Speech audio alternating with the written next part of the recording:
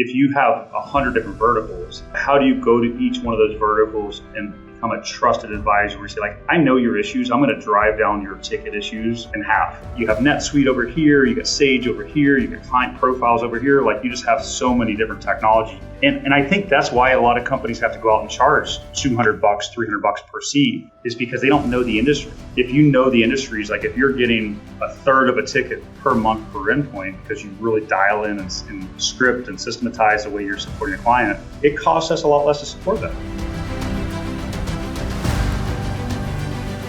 Hey guys, Damian Stevens, host of MSP Mindset. Today I continue my mission to interview 100 of the fastest growing and most interesting MSPs on the planet. Today I'm blessed to interview Aaron Underhill, CEO of Dedicated IT. And he talks about how he went from 600K to 22 million in 10 years.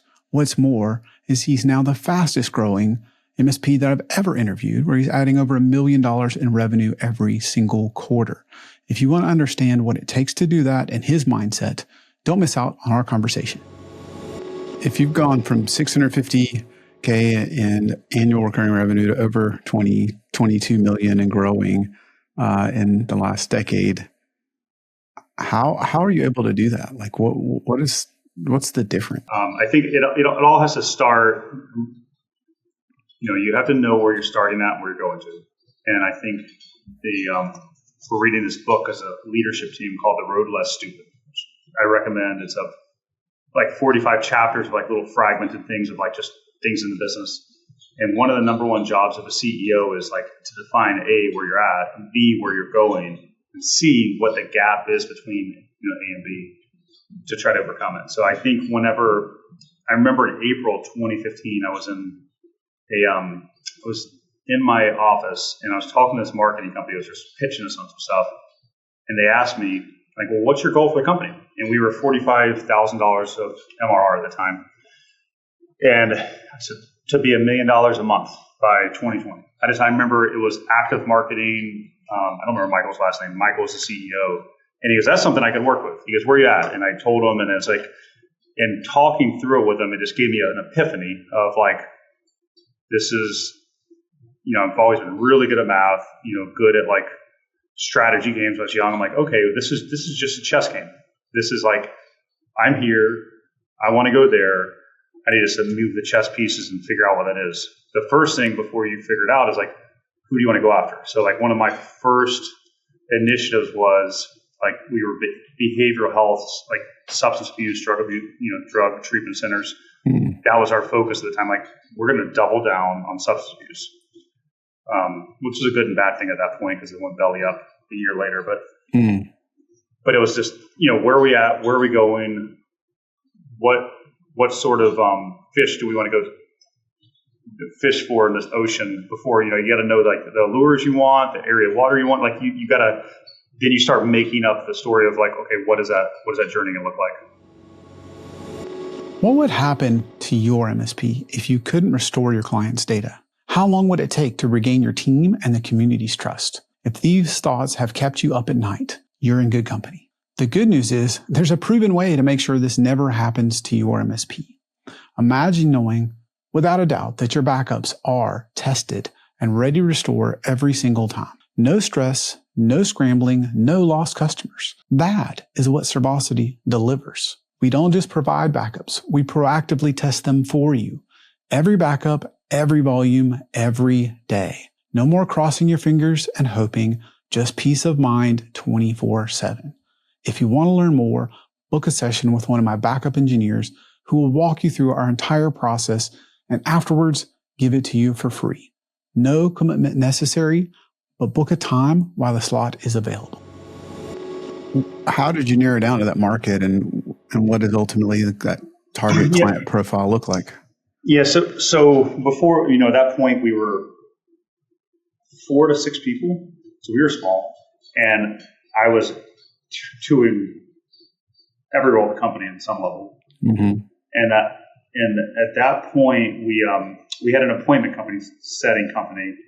And I'd come from a sales background, so I knew like just how to go set appointments and just close deals and some basics.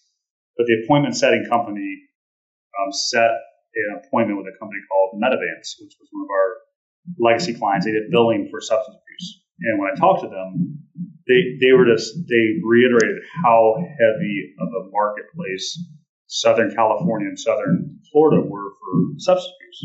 And I'm sure most people in the country have or know somebody who's been through some sort of rehab situation, drug problem. And it's usually those two spots, like South Florida, South California, like the vacation spots you go to for treatment. Well, we're in South Florida. It just seemed like the industry was blowing up in that space. This billing company was like, we negotiated to become a client. I'm like, y'all are silly if you don't get into space. Like, everybody has like jacked up janky stuff. Like, there's so much money in the industry. So we just started doubling down on that target market, and we started looking for shows. A lot of those shows, even the national centers, would come to South Florida and South California. So we just started going to the shows, getting a list, dialing on people, and half the company would go and just try to do sales on half the company, 3 people would go to the shows to try to pitch clients on the basis. Nice. So it was just a random by chance, that industry in specific. But I mean, it did create the bedrock of like our target client profile going forward. Like, once there was a lot of fraud in the space, so the FBI came in and raided a bunch of halfway houses and pretty much shut the industry reimbursement down. So we had to get really creative over the next year or two to figure out like what industry do we want to go to. Yeah. But in that process, we learned like verticalization's it, because you see somebody at like their ERP, their EHR, whatever the software is. Like, you see them at their software show, then you see them at an association conference, and you call them on the phone. Like, so you try to, once you know who you're going after, you can kind of sprinkle some brand awareness stuff in all those different areas. So how do you define that target client profile? So now it's different. Like, obviously back then we were just trying to bootstrap stuff together. Medical is a big part of our focus right now. And I say right now, but I mean, finance is kind of like what we're looking at as well to add on to medical. Private equity, even more so, like owning healthcare. So like finance and healthcare, and then finance own healthcare. So what we define, and we have an A, AA, and AAA classification.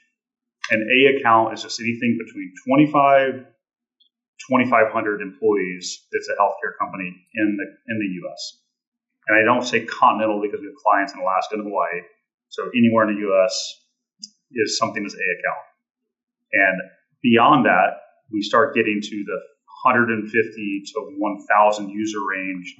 That's a AA account that has a couple verticals: orthopedics, surgery center groups, ophthalmology, urology, and cardiology. These are all like, and one of the reasons we set these verticals is like, if you have a dermatologist, which we support a lot of dermatologists, you get a spot on your arm, you're like, I should go check that out. Mm-hmm. A year later, like, I should probably go check that out. And like, it was 10 years between me going to the dermatologist. If you get a major accident or you can't walk because your knee is twisted up because you became kickball, you can't put that off. Yeah. And so like cardiology, like a lot of cardiologists, like, you have a heart murmur, you go look at it and you go get it dealt with. My daughter had eye cancer during COVID. The doctor told me, you need to go to the specialist with cancer. I didn't care what it cost. I was going to get my daughter so she didn't lose her eye or lose her life for that matter. So we chose industries that have like high reimbursement and a high need for immediate treatment that just kind of makes sense of like, hey, dermatology, you can put it off. You get a bad sinus infection, you can put it off a little bit, surgery, but the things like that are just core to like your vision, you're not going to put your vision off. Yeah. So that AA is like those verticals, or they use a certain software, NextGen, NextTech, Athena, HST Pathways, Modernizing Medicine. So if they have either one of those, like they're this vertical, or they use a software, and a AAA account just means that they're 150 employees to 1,000. They use those softwares and they're in those verticals. So orthopedic that uses Athena, that's 300 users, is a AAA account for us. So 60,000 companies are single A in the country. About 6,000 could be classified as either double A, and about 600 are triple A's. So it kind of helps finite, like, okay, well, since we know what the 600 accounts are, then we have associations are part of, the software associations as well. Like we can, start really refining a plan of attack on them. Yeah. And so if I understand, you don't necessarily turn down a double A or a triple A. I mean, we go, they're usually, and the thing with AAA is they're very, and part of the logic with it is we see them 3 times a year. We have local state shows, we have national shows, and we have software shows with it. So they're usually influencers. I got that backwards. I mean, AAA is the best. Sorry. Yeah, you don't turn down a single A or a double A. No. And there's a learn and teach like mentality at our company. Our mission's all about growth. Help people and organizations become better tomorrow than they are today. So our salespeople come in and we don't let them touch AA or AAA prospects. We make them work on single A. As they grow, they start shadowing our more senior people on the AA, AAA, so that because there's only a finite number of those. You don't want to burn yourself in those industries. Yeah, that makes a lot of sense. So I mean, like, yes. So the single A, we have 2 different divisions. We have mid market, that's like 150 to 2,000 employees that we support. And we have an SMB division, which is probably like most MSPs. It's 10 to 150 employees in that range. And that just operates like a general SMB, 2 pods. We have like 20 technicians total over there, and we have like 60 technicians on the mid-market side. I think you're already a step ahead by breaking it down into 3 different views. Because first of all, I think most people struggle to specialize in a vertical at all.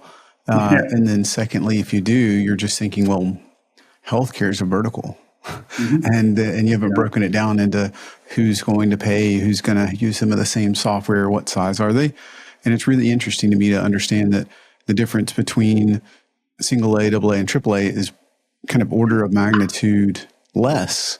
So I think there'd be, I would easily be like, 600 seems like a small universe. I don't know if we should do that versus the 6,000 or the 60,000. But on the flip side, right now you have a very targeted list. Yeah, and the more you get into it, this isn't just healthcare. This is every, private equity owns, you have family offices that works like a family that has all the money that, somebody in office is running and managing for them. Or you have these groups that go get money from pensions, and each one of those have a different culture and a way to go about it because they have different covenants that they have to be required. Like a family office, one person has the money most times, they can define what they want. Where if you have an institution that's borrowing money from or getting money to invest at the school board, they have different federal, requirements on how they deal with that and covenants with that school board. I'm using that so in healthcare, you have healthcare, which is a $14 trillion industry, by far the biggest in the country. But then you have let's say ophthalmology or cardiology. 2 completely different cultures. It's mind-boggling how much different they are than an ENT. Within ophthalmology, you have cataracts, you have retina, and you'd think, okay, ophthalmology is the same. No, they're not. And if you try to categorize a retinal surgeon with a cataract surgeon, they will ostracize you in a second. And it's like vein and cardiology, you have to know these things in order to really become an expert, a trusted advisor. And that's healthcare, but every industry has some idiosyncrasies or nuances where you have to know them. Because if you don't know them, then you they're not going to trust you in the process. How did you come to figure that out once you dove into healthcare, and then even the differences you're unpacking in an ophthalmologist? It's asking questions. When you go through, I think a lot of times that when I've been engaged with sales or coaching other companies on how to grow their company, we've had healthcare groups pass to us because the MSPs, there's no opportunity here. Just see if you have something out of it. And when you get in there and start asking questions and literally just hey, tell me about your problems. And you start really uncovering it, they tell you a lot about their industry. They tell you about the struggles. And I think it's not being assumptive of hey, how many servers do you have? how many PCs do you have? How many tablets do you have? Let me put it in my Excel sheet and tell you what I'm going to charge you. It's like really trying to understand like the issues they have. And some of that is industry specific. So like those things just come out when you just talk about their business. You bond and rapport with them, like, help me understand about ophthalmology. I'm really trying to become more experienced in this space. And they make people open up, and they love it. People's favorite topic is themselves. So you go to these associations and you talk to other vendors too. That's really great advice.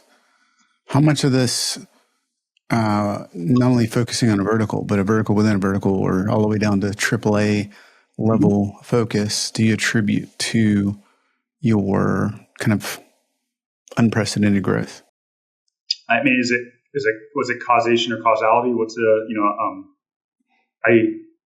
I think, again, defining that destination and your start point is the key for it. Like right now, it was a mechanism that just kind of like we were going to grow either way. Like I think sales can just be a raw numbers game where I put 100,000 dials in, I get 1,500 appointments, I go through some logic with that. Operationally, I'm going to have to be much more mature if I just go dial across the country and just try to sign whoever. I wanted to be able to spend money on a vertical that I knew, so I could operationally improve that that scenario. A client, let me give you an example. Orlando Orthopedic, one of our clients, we brought them on, and we had about 35 tickets a day when we brought them on.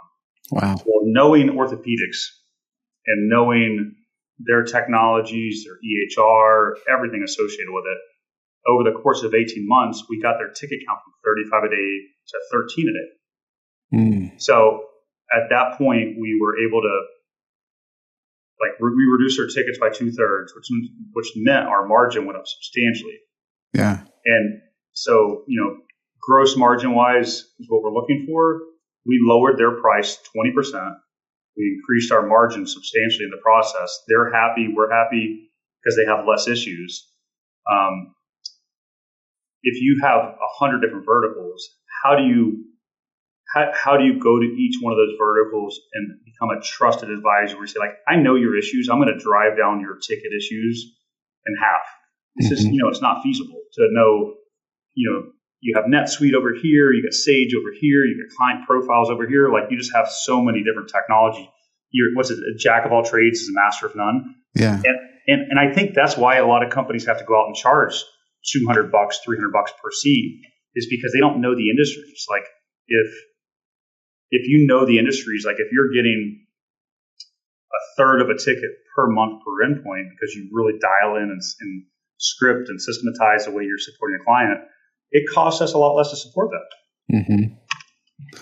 I think it's interesting that you actually reduce their cost, their price.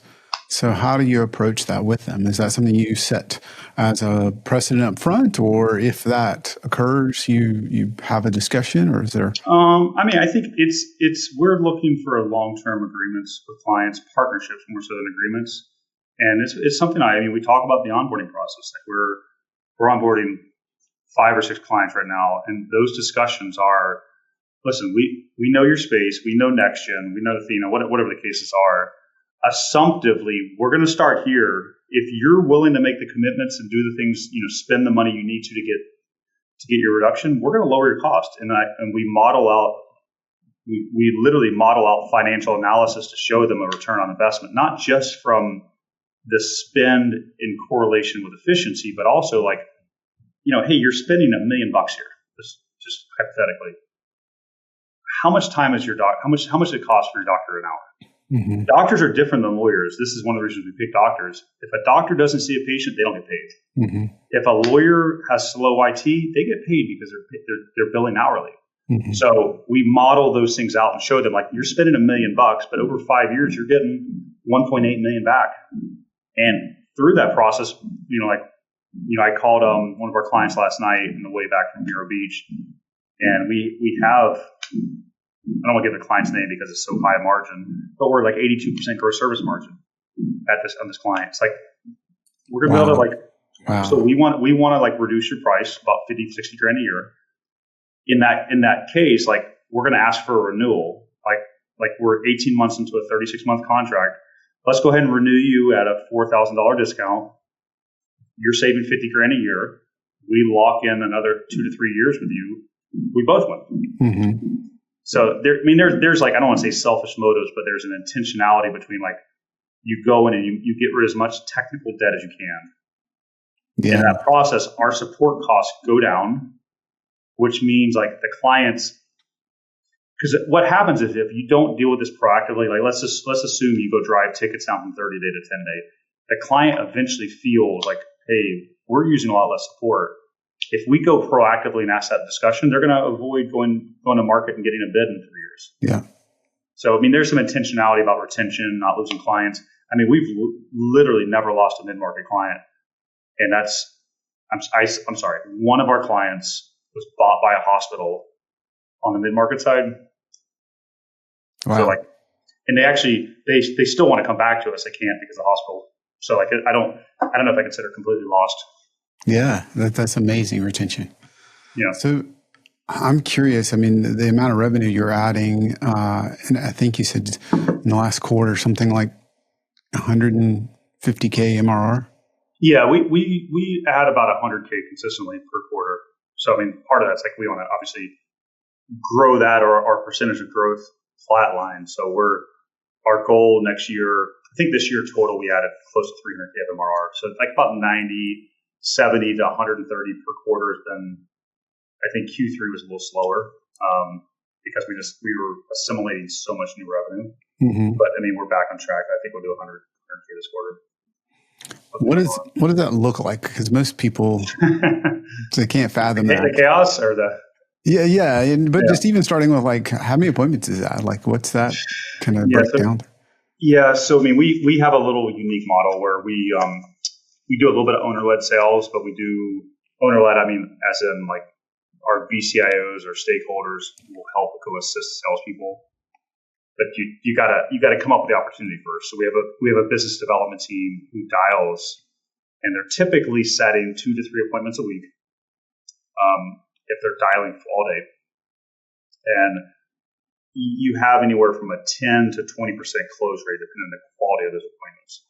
So we don't pay the business development team unless that appointment, you have an MQL, which means I set an appointment, like a marketing qualified lead. And once a salesperson hops on the call and validates, yes, this is legitimately, they're not looking for website work. They're not looking for database optimization or this program being created. Like once you verify that, then you're able to say, okay, this is an SQL. They have a budget. They're actually interested in talking IT. That SQL is like a 20%, 25% close rate. So you're setting about 10 appointments, 8 appointments per deal. Typically and then one of the things we found is you got to turn those appointments up and down. Like Q1, we have these ambitious goals of having 300 appointments this year.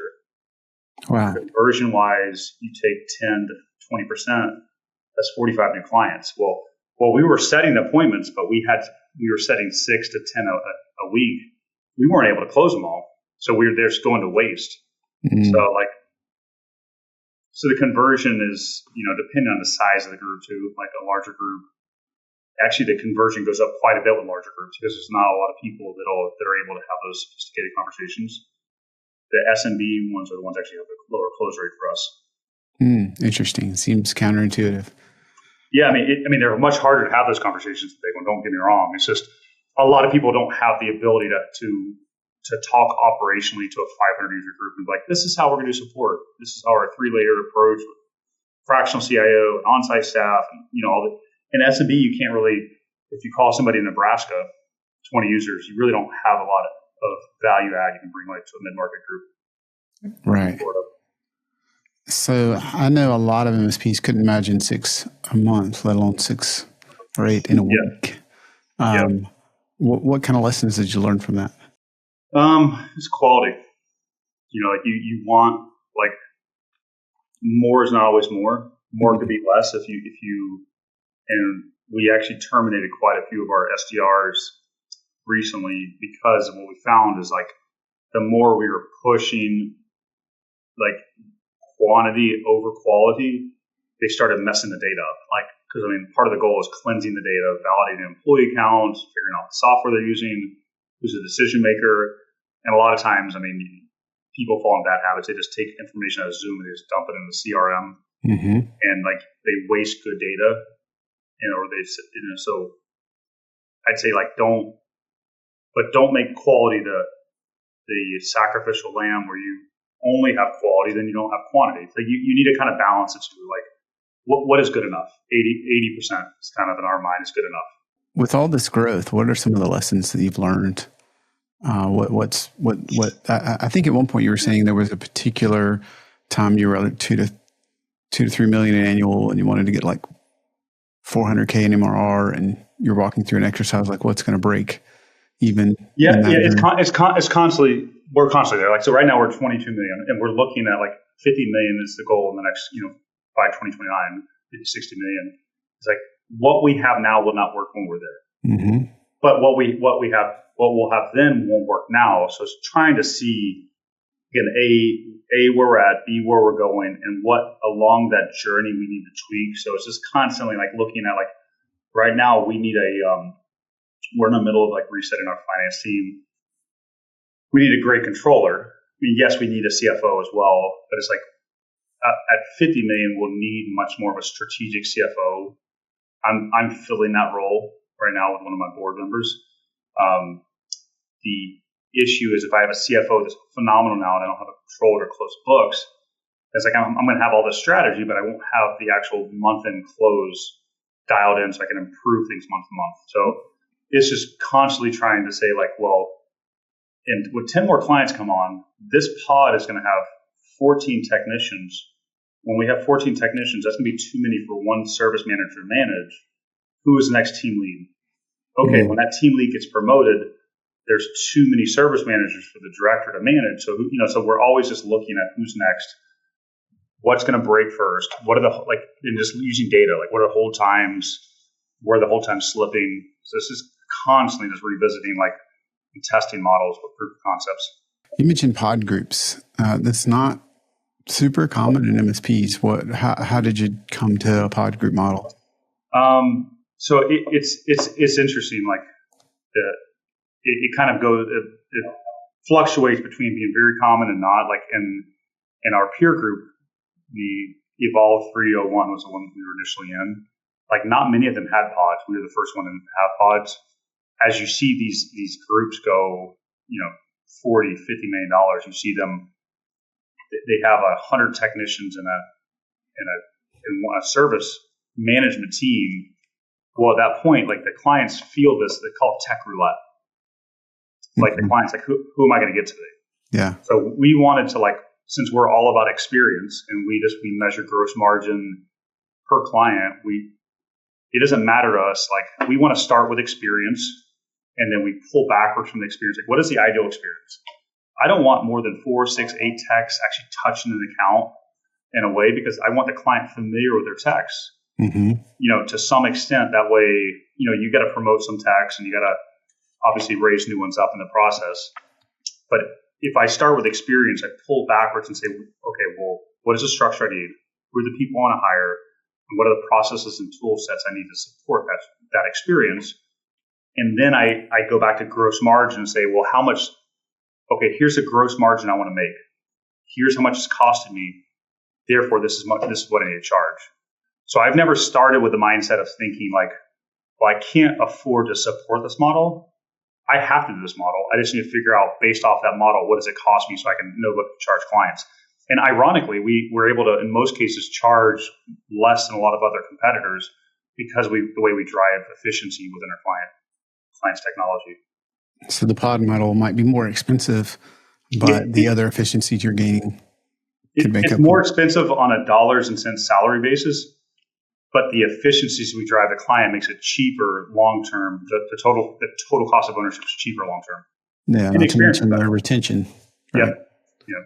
Maintaining less than 5% churn every year has kind of been helpful as well. Yeah. So speaking of growth, a lot of folks have shared that there's more M&A. So now I'm up against larger, better funded competitors. At the same time, there's a kind of proliferation of more entrants to the market. So most people would say there's more MSPs than ever. And therefore, I was having a conversation just the other day, like the conversation you used to have is more watered down because everybody's saying some of the same things. So you're somehow able to grow. How do you even differentiate?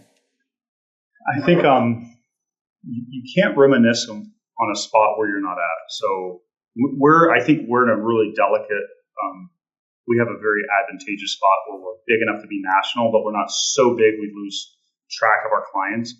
I would say you take the position you're in and use that as your advantage.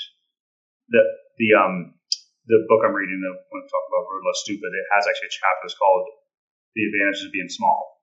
So when you're small, you may have less target client market to go after in your geographical region. You can still reach out of your region.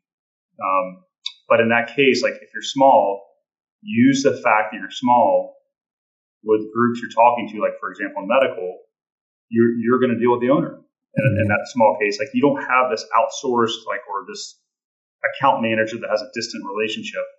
Like if you're small and you land a $20,000 a month account, I'm sure the owner's probably going to be involved with that relationship. If you're really big and you're used to doing M&A and you're not used to going after doing sales, use the fact that you are big and have a national reach. You have to just don't fake who you are. Like if you're small, use the fact that you're small and in that intimate relationship as an advantage. If you're big, use the fact you're big and have a national reach as an advantage.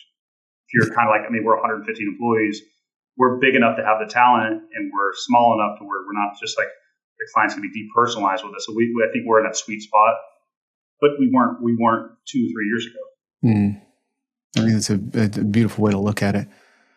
With this fast of growth also comes challenges, and you mentioned that you're not backed by institutional, so you're perhaps the fastest growing non-private equity. Right, non-private equity backed. So what are some of the challenges with this growth? Selling costs a lot of money. At scale, if you want to keep up your 30+% year-over-year growth, because we're spending over $2 million a year in sales right now. The issue with that is when you spend $2 million, it's a lot of cash out the door. Can you unpack that? Because I don't think everybody gets that until you've gone past on the lead selling, and when you're growing a little bit, the cash flow is not as bad, but the faster you grow. Yeah. So the great thing about sales is once you have a client, when you do M&A, you borrow money and pay it back. The part of sales, you spend the money, you sign a client, you don't owe any money, it's paid for. We've always taken the model, and I tried, I don't like looking at the industry, seeing what other people are doing, and then taking it as gospel and applying it to us. I've always wanted to look outside the industry and say, what are other companies like Gartner, for example? It's not really, it's an IT company, it's more consulting, but what do they do for sales? And why am I looking at a 20 employee MSP and trying to say, why don't I look at what the big players are doing? They have data, they have suspects, prospects, they drive it down through the funnel of create an opportunity, get a quote out. I've tried to model what other players are doing with it. And I've always said, okay, well, what is our cost of acquisition? So going back, I'm getting to the point here in a second. I've always tried to use $4 to $6 as a range for us to go acquire MRR. So if we want to sign $100,000 of business of MRR in a year, our expense has always been let's say $5. We're going to spend $500,000 doing that. So next year we want to sign $400,000. So I think that's MRR. The part most people don't get, right? When you're doing a lot of MSPs are owner led. And/or it's referral growth. And referrals they're easy to close. What's referral? the growth rail. It's just referral. We haven't had a referral, and we get references all the time, but we're too busy with new sales. We don't get referrals, because we're not even we don't ask for them. Yeah. So, but it's very different when you're truly investing in it. That's what I want to say. So keep going with your example, but I just want those that are listening pay attention, right? If you want to add 100K in MRR off $500,000 $100,000 investments required, and the catch is up front, right before. Yeah, I mean, well, it's even worse than that. The challenge is, let's assume you bring on $100,000 of MRR for the course of a year. You got to hire those techs 90 to 120 days typically before the MRR comes on, because you got to train them, get them integrated in the culture. You don't get full efficiency out of them right away. So not only are you spending $500,000 on sales activities, you're probably spending another $200,000 to $300,000 on talent training, and that's not taking into account the bad hires you may have and stuff. So you're probably spending $800,000, $900,000 on bringing on, and you got to pay commission, and you got to pay onboarding fee, all of those. So you're spending $800,000, $900,000 to acquire $100,000 of MRR. At the same time, if you want to go acquire $100,000 of MRR with a acquisition, you're probably paying twice that. Mm-hmm. So it's cheaper, cleaner. You don't have as much, as long as you have good operation, you don't have as much churn. And when you do it, you're done. You don't owe bank any money or anything. Yeah. But it's expensive. Yeah. So were there points of the growth where you grew much faster and cash flow really became a top challenge? It is every year.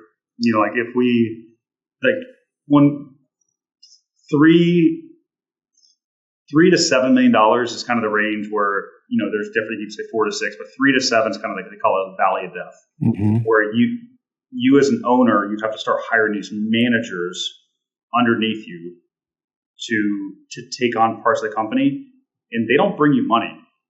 So you're, in that period of time, you're not only hiring staff, you're paying for sales, you're also bringing on managers who are helping you scale, but they're not producing dollars and cents revenue wise.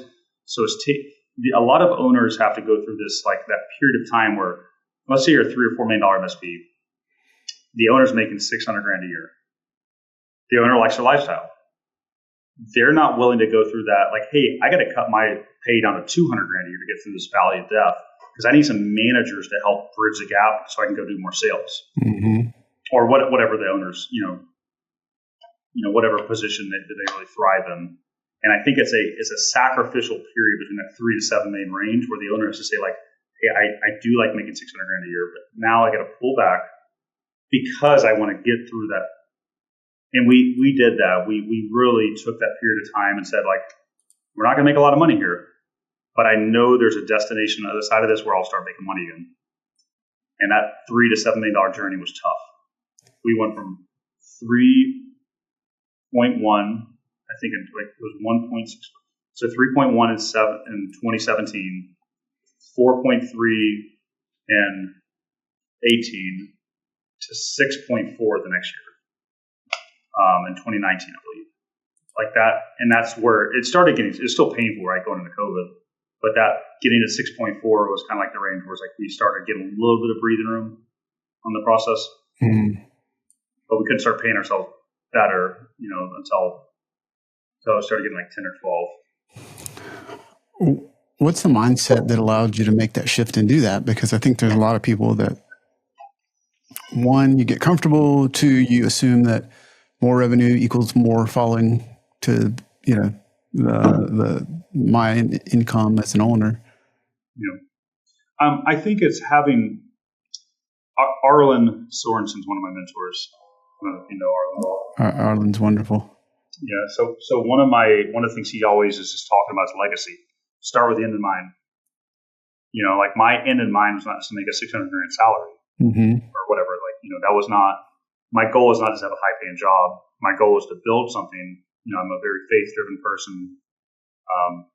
Using the analogy, in the gym, when I did sports coaching, powerlifting coaching, if I'm in the gym benching 400, 500 pounds, somebody's going to look at me and be like, hey, you're pretty strong. Can you teach me that? And so my goal with the company was always to build it to be able to go back and give back to the community. And if I didn't make those sacrifices in the beginning, that I, hypothetically using the gym analogy, if I was only benching 135 pounds, nobody would even want to listen to me. So the goal was always to build something of significance, so I could use it to use that platform to use my experience to go help others. So I was always like, I want to sacrifice now because my long-term goal is not just have a job that pays well, is to create something with significance and have a legacy. Speaking of powerlifting, pretty unusual in your health journey, your fitness there. So tell me about your powerlifting and races, especially combined. Yeah. So one of our mission is to help people and organizations become better tomorrow than they are today, and that's not just a business sense. It's personal. Like I'm always constantly challenging people at work to become better. Mm-hmm. And the reason I do that is because if I don't do that, I myself start slipping back. I wrestled back in high school, and when I quit wrestling, I don't know if you're familiar. Did you wrestle when we talked last, or not me? No. So in wrestling, you duct tape garbage bags to yourself, and you run for hours, and just lose weight for weigh-ins.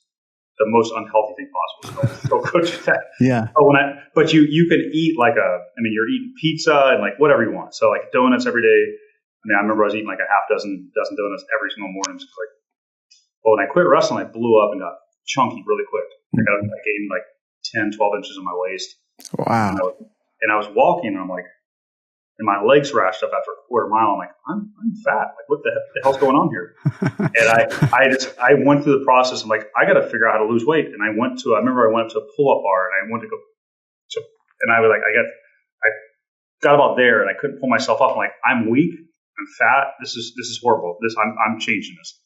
So I just started making myself run, and I got down to, I lost about 80 pounds in 6 months. I was just like David Goggins. Wow. I wanted to get it over with.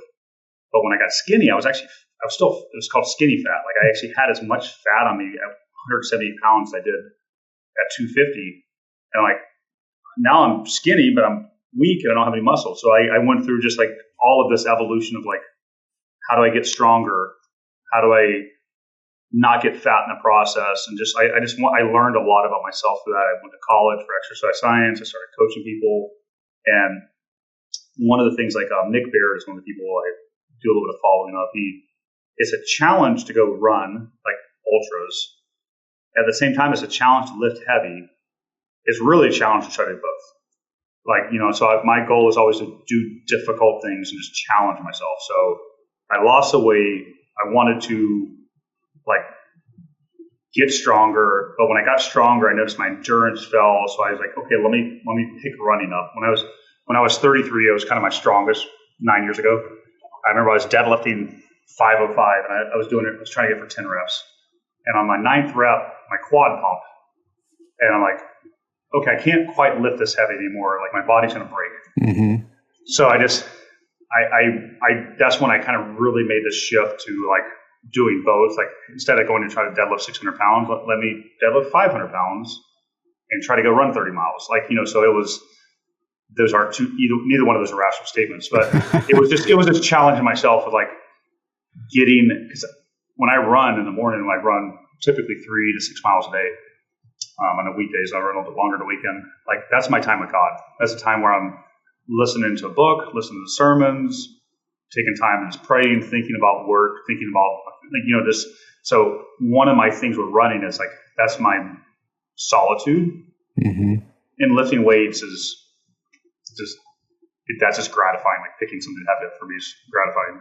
I don't know if that answered with sprinkles of what you're asking for. Yeah, it's interesting. To lift 440 and then run a 50K is it's super unusual to be the same person. Why is your time with God important to you? So for me specifically in my religion, being a Christian, I think I have my specifics, but I think the important part, and I had an issue with substance abuse when I was younger. That's one of the reasons I actually went into substance treatment with support.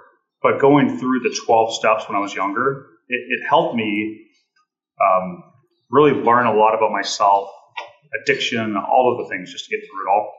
And one of the first things is realizing I'm not God. There's something in this universe bigger than myself. Mm-hmm. and I can't fix it. That my version of what's bigger than myself can help get it off my plate. So my time, like when I say God's important to me, is like it's ultimately to say like I'm not the end all be all. Like the book doesn't end with my opinion of life and death. Like as long as you have something bigger than yourself, a lot of people work as what they consider their God, or whatever it is, like it's. I always try to keep calibrated because I want to revisit the fact that I am subservient to my religion and my faith, and my belief in God, and that kind of means I'm not just showing up to work for a paycheck. I'm showing up because I believe there's something bigger than me in this world. Something you're called to do. Yep, it's something I'm called to. Like the strength thing. Like if I'm in the gym and I have a gift, why am I not sharing it with others? I think in the work side, like I feel like we've been blessed with our growth and our journey and impacting people's lives. And if I stop this, then if I just cashed out and we got a check and retired, was it really about me, or was it about trying to impact people and using what was given to me or what I was blessed with to impact others? I love that difference in that what may seem like a nuance, right? But I think if you really want to make an impact, you're saying, you're between A and B, your destination could be very different, because I think there's a lot of people that want a great culture and want a great team, but maybe the outcome is the exit. And it's very different for somebody that's kind of building an enduring organization. Yeah, an exit cannot always, going back to Arlen, if you read his blogs on a daily basis, an exit definitely needs to be part of your thought process, but the exit can't be the reason. That's not my reason's not to exit. If money is my God, it'll be burned away one day, like everything else. So my reason is to impact people, and help them grow. And I think an exit happening would just be because then I feel like I haven't been able to do anything else at this company. And if I'm the limiting factor, then that's when I would probably want to step away. So it's all about impacting people's lives, I think, in a positive way. Does that relate to why you are driven to keep your health good, why you're such a voracious reader, so that you can upgrade yourself and your mindset? If I'm not have you read any of the David Goggins books? Jocko Williams or any of those things, Extreme Ownership. I have to be the person that people want to follow. So if I'm not lifting the weights, if I'm not lifting the weights, doing the 50Ks, I'm going back to Harvard this coming, in May, just to educate myself on a lot of it. They have this MBA program for owners and presidents to where they teach you how to grow to $2 billion. Wow. If I'm not constantly educating myself on what's next, why are people following me? So I push myself because I don't want to see people thinking I'm just phoning it in. I want to put the work in, and I do. I have high standards at the company of what, and home. My wife, I say I have high standards there too. Of just we're on a mission. We're doing this we're not just doing this for ourselves. Yeah. Yeah. And the mission for others isn't to catch up to where you are, but to challenge themselves. Yeah, that's it. Challenge, become the better version of yourself. I think you need to do some soul searching of why you're doing it, where you're going to, and just how that journey looks. But if you're not willing to make those sacrifices yourself, even that $3 to $7 million journey, you have to make financial sacrifices to make it through there. To get a better health, you got to make some sacrifices on going to sleep early, waking up early, giving up on food that you may really love sometimes, but there's a payoff. Whether it's I've been through some of that journey and giving up. And I got to tell you, anybody that says, from my opinion, anybody that says sugar's not a drug, it's not giving it up. And whether it's food, whether it's the growth you've had, the different leadership, the cash flow challenges, all these things, it strikes me that you kind of had to become a different version of yourself. I'm my core principles, I'm the same person as I was 10 years ago. operationally, if I was where I was 10 years ago, we wouldn't have made it here. So like you have to lead the charge yourself and say, and that's where a lot of people exits do make sense for a lot of people, because they trick themselves into thinking, and not like a malicious way, they trick themselves into thinking they want that journey to become the $20, $30 million MSP, but they really don't, they're not honest with themselves on the sacrifices to get there. And I mean, my wife and kids have sacrificed a lot on this journey. And I mean, there's a finite period of time where that, like, it's not going to be their whole lives, but Luca from OnePath, him and I were in a peer group years ago. He said something in the peer group that really struck me majorly. He said, like, when your kids are, it wasn't just him, there's research he's looking up.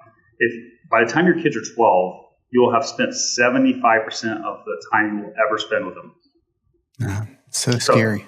So like, I mean, there's some sacrifice I'm making, and part of that is like, I plan on by the time they're getting that 10, 12 range, having a little bit of pulling back so I can spend time with them.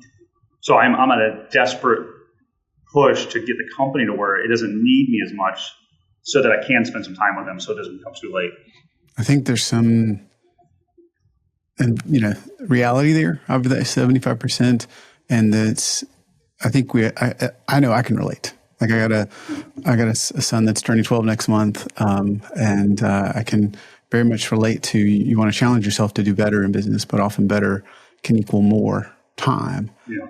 And there's this tension. I think, like, I want to spend time with my family, but I want to help get the organization to the next level. I mean, you have to, like, your why will define, like, once you have your why, and if you have a wife, married, like whatever, like then you can, I would recommend not doing a life plan by yourself, because like it may be completely in an opposite direction as your spouse. Right. But like my wife and I did our life plans together, and we agreed on like what we wanted in life together. And, there were sacrifices from both of us in the journey to get there. Mm-hmm. She works just as hard as I do with the kids. I'm doing some weeks I'm doing 80 hours a week, some weeks I'm doing 30 to 40, but it takes a big commitment for us to play our roles. So I want to switch gears. What's the biggest lesson you've learned over all your years in business?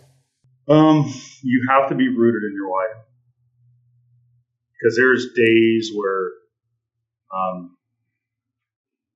if you have business partners, or business stakeholders, it may not be as easy as you want working alongside of them. There's days where your wife, spouse is going to not be happy when you show up home late from another meeting. Mm-hmm. There's going to be days where you're just burned out. And if you don't have your why, if you don't think through the end in mind of like, why am I doing this? Mm-hmm. Those days are going to shock you, like in a bad way. And if you're not centered on your why, then I'd ask, why are you, what's the reason? Like, if you, Arlen says this quite a bit, like if you're, let's hypothetically say $10 million is your number you need after taxes to go sell off in the sunset, whatever the number is, maybe 3 million, 1 million, whatever. If that's the number you need and you are there with your business valuation, you better have a damn good reason for your family of why you're doing it. Yeah. So like, I think a lot of people, their identity is in work. And yes, a lot of my identity is in the impact I make here, but my identity is in my faith. I would say much more so living that out in work. The biggest lesson I've learned is like, I've had to center myself in my why. When my daughter, she got diagnosed with cancer 2 weeks before COVID hit. Mm. That was really challenging. The 2 years of COVID were really challenging. We went through some growth that just everybody didn't make it. And it was tough, having 3 hours of sleep a night for probably a year straight, going through that, just waking up stressing in the middle of the night because of those things. Like, they would have probably wrecked me. I would have had a breakdown if I didn't have a good centered why on my journey. Yeah, that's building that kind of business, not easy. Much harder even when you're going through what you went through with your daughter. I can't imagine. It is painful. I think she's special needs. I mean, she is the love of, like, my family's love of my life. Like, I have a 7-year-old girl who's an artist, a 5-year-old special needs girl who's the sweetest thing in the world, and my 4-year-old son, he's wants to be a paleontologist. Like that, those getting time with them out on our ranch in Okeechobee, Florida, is like that's one of my personal whys, and them seeing daddy going off to work and providing, and like they're like spending time with them is a lot to do with my why too. Yeah, that sounds like a great why. What's one of the things if you could do over that you would? If I could change things over, I don't know that I would change much.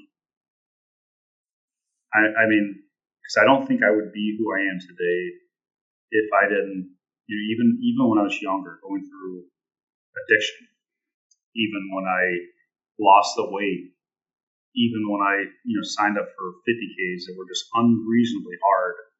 The training was unreasonably hard. The pain of having my daughter have cancer, like all of those things built me to who I am today. And I mean, there's people who I firmly believe that have been eternally impacted by who I am and how God used me in this situation. That I don't know that the chips would have fell like they did if I would have changed things.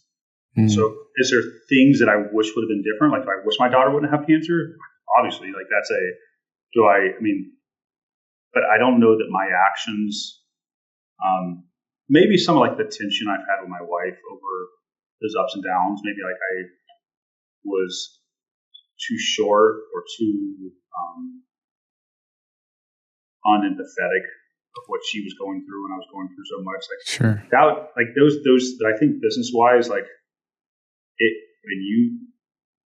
you have to make some sacrifices to get where you're going.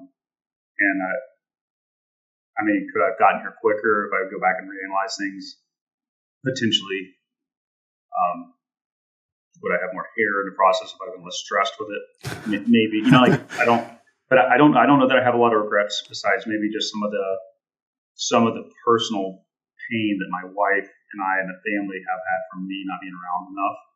That's probably the only thing. But I work hard. I play hard. I mean, we go on, like, we taking my daughter skiing for the first time last year at 6, when she went. It was like it's expensive to do that stuff. So like some of those sacrifices have been worth it because my daughter and I have a great relationship. We go on daddy-daughter dates. Going to take her to the Japanese steakhouse again tomorrow night. Like, it's just those are things that I wouldn't be able to do if I had not made the sacrifices that I made. Yeah, that puts it in perspective. It's tough to say you won't change a lot, but I think it's a cop out, but I think I don't know that I'd be willing to change who I am today if I had to go back and change those things in correspondence. So, you put the wrong ingredients in a dish you're making and you get the wrong results. Is there a myth about running an MSP that you'd like to dispel? You don't have to be that technical. You have to be like, I'm not going in and fixing the data center is broken, but you don't need to be married so much to the technology. This is about making clients happy. You can hire people that are smart at technology and let go sometimes of the control of like which RMM you're using, which ticketing system, what seam you're trying to like. These things are important, but like they're not going to get you to where you want to go. Everything doesn't have to be so baked in to a rigid technological standard that it all falls apart. Like some things are unmanageable because I think people will take it too serious. Well, Aaron, what is something, given all the things that are going on in the business industry, et cetera, what's something that you're looking forward to? Personally, like my wife and I are going to Patagonia in January for 18 days, and I am like beyond ecstatic about because I want to go to Patagonia and go hiking down there. She may not be happy about it because I'm going to wake her up at 2 a.m. to go do some hikes, and she's I think this morning we already had some conflict about it. That's funny. So I'm interested in like right now we're going through a season of, at 115 employees, we don't have a lot of C-level executives. I mean, title aside, there are some people that are growing and I'm really, really excited about them bridging that gap. Like, we don't have a CFO on staff. Like, I'm going to have to hire. Like, there's nobody besides myself that has the genetic makeup to be able to go be the CFO. So that's something I have to hire. But there's people who are operationally and people oriented that I'm excited about having that operational growth to where they are growing alongside of it. And I think just seeing them go through that journey is just really exciting for me. Yeah, people development, right? That's really fun. It's one of the things I've enjoyed the most. That doesn't really give it enough. Calling it developing people doesn't really do enough justice. It is though. There's a lot more to it. Like if you've been a part of developing people, it's maybe a light statement, but there's a lot to it. Yeah. As soon as I said that, I was like, that doesn't even scratch the surface. No, that doesn't. I know you're a voracious reader, so this will be a challenge. But what's the top book, or what's one of the top 2 or 3 you'd recommend? Let me do my. I'm constantly reading through stuff.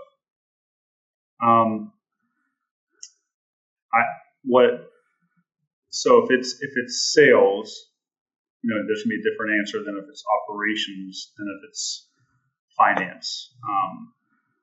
I'll give you maybe one in like a couple different categories. So okay. Who was a very good people-oriented book. It's about hiring just talent. Do you know the author? Jeffrey Smart, Geoff Smart. His dad actually wrote the Top Rating series and kind of developed it. Mm-hmm. So both of them are very big about people. Operations, I like The Goal is one of my favorite operations books. Have you heard of The Goal? By Goldratt? Mm-hmm. Yeah. Listen, and I'm a physical book. I do a lot of audiobooks too, but that is a good audiobook. Yeah, so it's a very good audiobook where like they just play. But I think it's not. The business books aside, there's First Time Manager Sales is really good by a guy named Mike Weinberg. But actually, my favorite books are biographies because I get to see people in that journey. The 2 or 3 best books I've read on the biography side, Elon Musk's new biography was phenomenal. Rockefeller's biography was amazing. I'm trying to read through all the presidents, reading through all the business owners, big business owners of the world. Washington, Andrew Jackson had some great just journeys on how they made it to their presidency. JP Morgan, I would say the classification book is my favorite biography by far. I can give you business books all day long. Like, hey, you want to do sales? Here's 6 books for sales. But there's something about a biography. It's like, hey, you see those inflection points where they get it. Like Rockefeller, when he was 16 years old, he walked around his town in Ohio twice to every single business there and knocked on doors until he finally found a place to hire him. Like you see him, he gets it. Yeah. And it's like, boom, something clicks. Elon Musk, when he came to America. Mm-hmm. Like there's just those inflection points where they put it all in, and like that just revitalizes me every time I see that in somebody who made it. That's really good recommendations. I'd love to do this all day, but I got to be a good steward of your time. Aaron, how can folks find you online if they'd like to connect with you? LinkedIn. I'd be glad to publish my email at aunderhill@dedicatedit.com. And my assistant drafting up some contact stuff I can share with you afterwards. She's actually messaging me in Teams. Does this work? I'm like I'm actually in the interview. So I'd say shoot me an email. I'm not the best at checking LinkedIn often just because I get like 20 messages a day from private equity trying to buy us. And I'm like block, delete. So I don't actually look at my messages there too well. But I would say just email me aunderhill@dedicatedit.com would be the best way to get in touch with me. Yeah, make sure to take advantage of that offer from Aaron. That's amazing. Aaron, I love this. I could really spend all day picking your brain. This has been such a gift. Thank you so much for being on MSP Mindset. All right. Thank you very much.